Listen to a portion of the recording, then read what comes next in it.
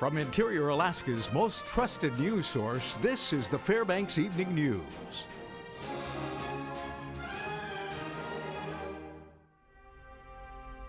Good evening. Thank you for joining us. Governor Sean Parnell and state health officials briefed the media today on the state's Ebola preparedness plan. Monty Bowen has that story. Alaska officials say those getting infected in Africa are close family members living in the same household or caring for the diseased person. In Dallas, the two people with Ebola were both associated healthcare workers. The nature of the response to the Ebola threat has changed, according to state epidemiologist Dr. Michael Cooper. How we're doing our best by, daily or weekly phone calls with CDC and other states for updated guidance. There's been a renewed focus and emphasis on infection control and getting appropriate training messages out to states, to local jurisdictions, and then to the hospital. There have been beefed up efforts by CDC to put out clear, updated, and better guidance to hospitals, nurses, and infection control prevention. It's about how to put on, how to take off equipment, what other things are recommended, making sure, again, everyone's on the same page with the latest information, but then offering more training. So more trainings, video trainings, online trainings are coming from the federal level to us. We're ramping up efforts to get these messages out to hospitals, to clinics, to infection preventionists to make sure that they are not only getting this, but that they're implementing it. They're sitting in their hospitals with their staff and they're saying, let's run through some drills. So we've been involved both in the hospitals with them assisting and also just on. People with additional questions can call the Alaska section of epidemiology at 907-269-8000. They also have an Ebola information webpage. You can find the link to that at our website, webcenter11.com. This is Monty Bowen reporting. Turning to election news, Bill Walker, who is challenging incumbent Sean Parnell to be Alaska's next governor, has been endorsed by the state's main teachers union. The Walker-Malott campaign announced today that the National Education Association Alaska has endorsed the Unity ticket. The association's Political Action Committee for Education voted unanimously for the endorsement in September, citing the pair's solid record as champions for public education. Walker says Alaska's current education system is not up to par, and he intends to change that if elected. About what we could be able to do in education, but I think we have the endorsement because we have both been consistent that education is a very high priority for us. Funding is always a challenge and a concern, but we want to make sure we should have the best educational system in the nation, and I don't think we have that now. I think there's ways we can improve. A Fairbanks woman is being held without bail, facing several drug-related felony charges. 42-year-old Pearl Lee Savage was indicted by a grand jury on charges including second and third degree drug misconduct. According to court records, the charges stem from April and May of 2014, when Savage allegedly delivered or possessed heroin with the intent to manufacture. Now, documents also allege Savage was in possession of methamphetamine with intent to manufacture as well. A separate case was filed against Savage in which she reportedly wrecked an Enterprise rental car and then left the scene of the accident. Savage will be arraigned in Fairbanks Superior Court next week. A Fairbanks teenager accused of stealing multiple vehicles in Tanana is in custody at Fairbanks Correctional Center. 18-year-old Eric Samakin is charged with one count of vehicle theft and driving without a driver's license. Village public safety officers in charge of the case says he will be facing an additional 2 charges of vehicle theft. An affidavit stated Samakin stole a pickup truck from a residence in Tanana. It further alleges the victim of the theft followed Samakin and had to physically remove him from the truck to get it back.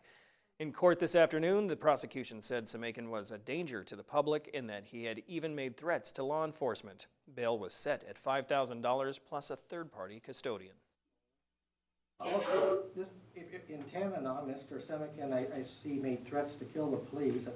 That was on 7/25/14. That's probably not a good place to be threatening. No, so we are asking for a very substantial bail in this case. And how much would that be? Well, between $5,000 and $10,000. Okay, when we come back, folks, we're getting free gas this morning. Wondering why? We'll tell you. And a new restaurant is preparing to open, and we get a sneak peek. Those stories plus more next. Welcome back to the Fairbanks Evening News. Downtown was a scene of chaos this morning around 9th and Cushman as a unique promotion brought throngs of cars to the location. Katie Looper has the story. Starting at 7:30 this morning, cars were lining up on Cushman Street for free gas. That's right, free gas. Mac Federal Credit Union and Gold Panner Chevron partnered up to provide the first 200 cars $30 worth of gas for free. We are here giving out free gas. Mac Federal Credit Union is here giving out free gas with Gold Panner Chevron. And we are just letting people know, we're not just another financial institution. We're really invested in our community, and we just wanted to say thank you and let people know we're here. Cars were backed up as far as the fire station on Cushman and wrapped around 7th Street through the Presbyterian Church and to Chevron. Employees from both Chevron and Mac Federal Credit Union were there directing and filling cars. Yes, right now we're sectioning off certain vehicles so we can actually have like a steady line so we're not being all chaotic around here. This morning, K-Wolf broadcasted on the radio that the first 200 cars there to take advantage received $30 of gas. I was driving and I heard it on the radio, of course, and I was coming right this way to 7th Avenue and I was early. So I said, all right, I'll get in line. So I just got in line. Reporting from Gold Panner Chevron downtown, this is Katie Looper. After nearly 5 months of construction and a complete overhaul, the old Boston's is now officially the Banks. Today, the owners of the new ale house gave a tour of the facility before its anticipated official opening, which is slated for the first week of November. The bar area, now smoke-free, has 40 beers on tap, 34 of them from Alaskan breweries, including Fairbanks-based Hoodoo. When the owners closed their doors in June to renovate, they say they offered their old staff the option to come back on board, and 95% are now back and ready to open to the public. The restaurant can seat a total of 226 people and will be open 7 days a week, including extended hours, of course, for football season. Inside the restaurant, the menu is packed with Alaskan dishes, something the owners said Boston's couldn't provide that hometown feel. The ale house is not. The Banks Ale House is, collaboration of ideas between my wife and myself, some friends. Over the years, things we thought or saw, things we felt the community needed. Boston's a very good company, but at the end of the day, I wasn't going to be able to make it feel that it was part of Fairbanks. A little twist on the unique meats that Alaska offers. So hopefully people will enjoy these twists. But I just wanted a family-friendly, comfortable place that the community could call its own.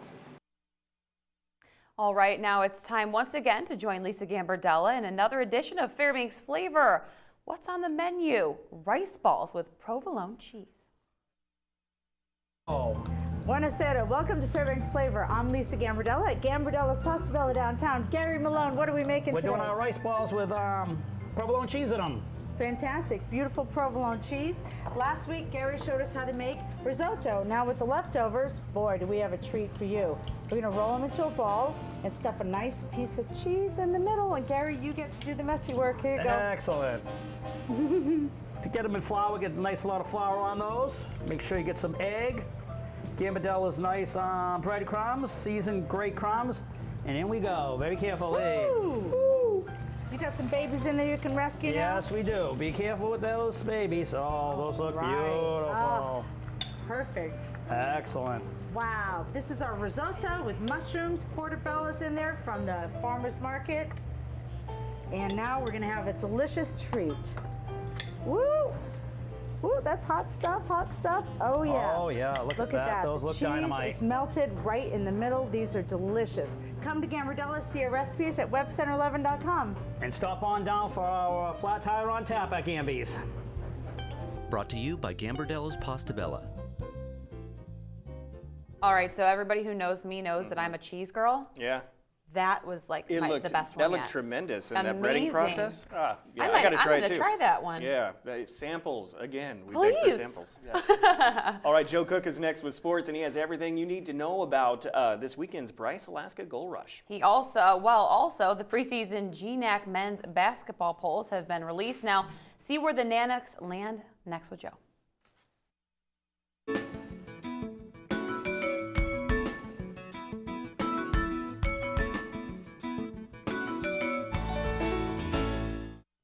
Welcome back, Interior Alaska. Joe Cook here, once again bringing you sports this Thursday evening. Tonight we begin with a preview of this week's Bryce Alaska Gold Rush. This year This year's field includes the Air Force Falcons, Anchorage Seawolves, and the Penn State Nittany Lions. Some interesting matchups and storylines this year, including the return of a former Alaska head coach. Here's more on the Gold Rush.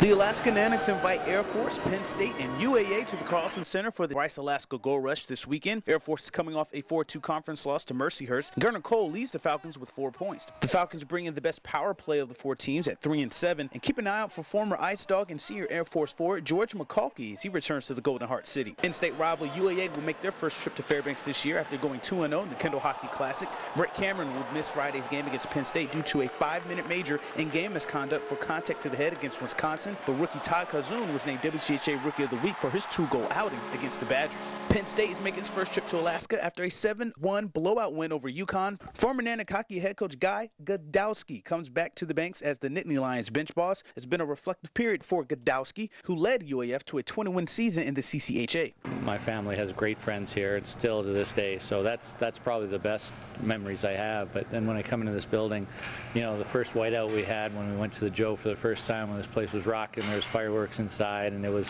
that's a great memory as well. He loves how the Nooks have improved under Dallas Ferguson as well. I'm very happy with what I see out of Coach Ferguson on the ice. He's a tremendous coach. I think we all knew that, but what he's also done with the program off the ice. I hope I'm still allowed to say I have a lot of Nanack ties and feel like that, and to see him do so well on and off the ice, it's really very gratifying.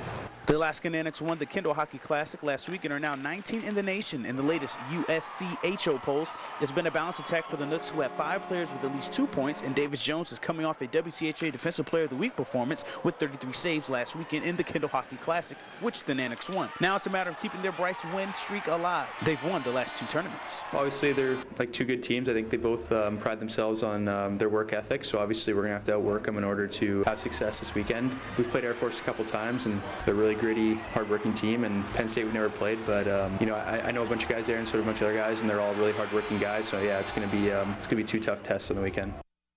And the Seawolves will open the Bryce Friday at 5:07 against Penn State. The Nanniks will take on Air Force at 8:07 on Friday night, and Saturday UAA will play Air Force at 4:07, and Alaska will close out the Bryce against Penn State at 7:07 on Saturday night. All games are at the Carlson Center. Now, the GNAC preseason men's basketball polls were released yesterday, and the Alaska Nanniks were picked 7th in the 10-team conference. Head coach Mick Durham brought in Bobby Howard as his new assistant coach. Alaska returns 1 starter in senior Joe Slocum, the point guard, after losing 7 seniors from last year's team. A season in which Alaska won 18 games, finished 3rd in the GNAC, and made it to the semifinals. Durham enters his 20th season as 20th season of coaching and his 4th at UAF. He is 15 wins away from 300. Now, the Anchorage Seawolves, they placed 2nd in the preseason polls with 1 first-place vote. UAA is led by senior guard Travis Thompson. His 21 points per game were 2nd in the GNAC last year. Thompson was selected as a Division II Bulletin Super 16 preseason All-American. Western Washington University was picked to win the conference with 7 first-place votes. They returned 3 stars in Division I transfer guard Jamon Eccles from Texas A&M University Corpus Christi. The Nanniks men's basketball season starts with 2 exhibition games against Trinity International November 14th and 15th. An important race takes place this Saturday for the Alaska cross-country programs. The Lewis and Clark College Invitational in Estacada, Oregon is the last race before the GNAC Championship races on November 1st for the Alaska Nanniks. The men's team placed 2nd in the Alaska Invitational, 10th in the Sun Dodger Invitational, and 9th in the Charles Bowles Williamette Invitational. Sophomore Richard Burgess has been UAF's top finisher in the last 2 outings. For the women's team, they've placed 3rd, 13th, and 11th in their last 3 outings. Sophomore Kaylee Stryker and Dorothy O'Donnell have been pacing the Nanniks in their last 2 races. Finally, tonight, we announced this week's Pro Football Challenge Week 6 winner. This week's PFC winner is Alaska Jack. Congrats, Alaska Jack. You get an oil change courtesy of Stanley Nissan. AK Jack got 13 of 15 picks right, including having the guts to pick Dallas to win at Seattle. Not only is Alaska Jack this week's winner, but his 13 points vaulted him into 2nd place with 63 points behind True Grit 69, who leads with 64. Nate Peter 90 is 3rd with 62 points. And speaking of big weeks, Mike Schultz, he beat me by a point, 11-10 this week, and we are now tied with 53 points. So I have some work to do. And that'll do it for sports tonight. Thanks for rocking with me for a little while. Mike Schultz is next with your full weather forecast, and we'll catch you next time. Hello, everyone. Welcome back into the Fbx Evening News. Mike Schultz with you once again, taking a look at the weather. And it wasn't a bad day today. We had, for the most part, some scattered clouds. Temperatures weren't that cold as we were expecting, so that's pretty good. And we're looking at this trend to continue right on through the weekend, so not a whole lot to talk about. We are talking about a great photograph night. This one's sent in by our intern that works here, Josh Carrasco. You can say, looking at the stars, I feel like I'm in a planetarium. Look at that beautiful shot, that fisheye lens, and you can see the heavens up there. And again, thanks, Josh, for sending that to us. And as always, if you have a photograph to share, by all means, send to photos@ktvf11.com. Here's our numbers. 35 right now. Our high was day 36. The low last night, 27. Record high, 56. That's a pretty warm day, 1925. 14 below in contrast in 1965. Sunrise, 8:51 this morning. Sun sets a little while. Just a little while, 6:22, giving us 9 hours and 31 minutes of daylight, a loss of 6 minutes from yesterday. And our satellite and radar, again, showing most of the energy once again over southeast Alaska. You can see a little bit of shower activity moving across the southern sections of the state with just some high clouds across the interior. Now, as far as what's going on across the rest of the state, it is raining still around the Ketchikan area, mainly cloudy skies at Juneau. Nice weather in Anchorage. A few showers around the Kodiak region, clouds along the Aleutian chain, and nothing but partly cloudy to clear skies up and down the west coast, all the way to the north slope, where Barrow checks in with 26 degrees and cloudy skies. And lower 48 weather over the Pacific Northwest. Rain has returned to the Seattle area, 69 degrees there. Nice day in San Francisco, 73. Cooking pretty good in Phoenix, 91. Not too bad in Denver, clear skies, 69 degrees. Dallas, partly cloudy skies, 89. Elsewhere across the country, things have cleared up pretty nice. Just a few scattered showers around the Minneapolis area, partly cloudy over the northeast and over the southeast around the Miami area. And as far as our satellite radar, you can see the remnants of that frontal system working its way out finally over the Atlantic Ocean. A new system moving in across the Pacific Northwest, bringing more showers over the northwest. And you can see that on our map for tomorrow, looking at heavy rain moving back in across the Seattle Sound area there and right on down into Northern California. And otherwise, nice weather elsewhere. And the overall outlook for this weekend is calling for, once again, cool conditions across the Great Lakes, pleasant over the Deep South, very nice out to the west, and of course the rain over the Pacific Northwest. And it's still looking at that Hurricane Anna moving toward Hawaiian Islands, but it's moving even further to the west, so maybe not quite so bad from the effects for that storm. We'll keep an eye on that. Here's our forecast for tomorrow for the northern sections of Alaska. Snow showers for Barrow, occasional flurries for Nome, and just mainly cloudy skies for Fort Yukon.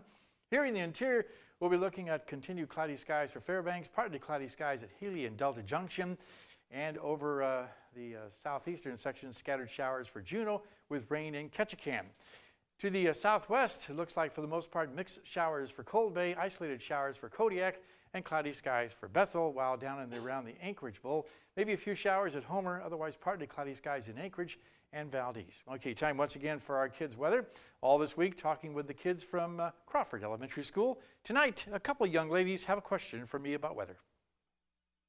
Hi, this is Samantha and Kaya. And we have a question for you, and it is, what was your first weather report?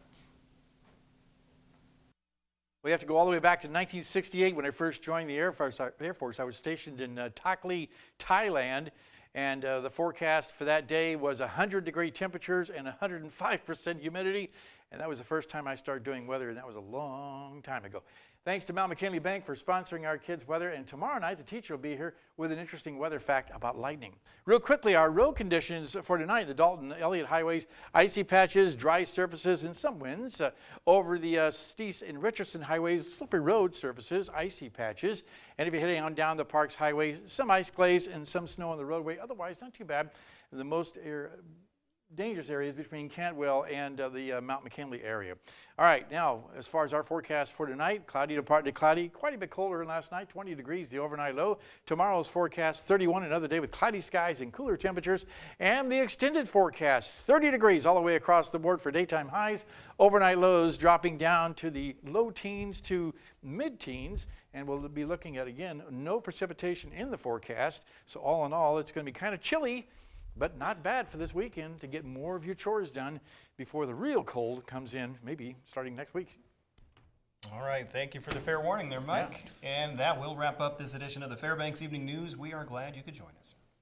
Tonight on NBC Nightly News, Bermuda prepares for a super hurricane that will strike tomorrow. That's coming up next with Brian Williams. A reminder, join us here 6 days a week at 6 and 11 or online anytime at our website, webcenter11.com. And from all of us here at the News Center, have a good night. Good night.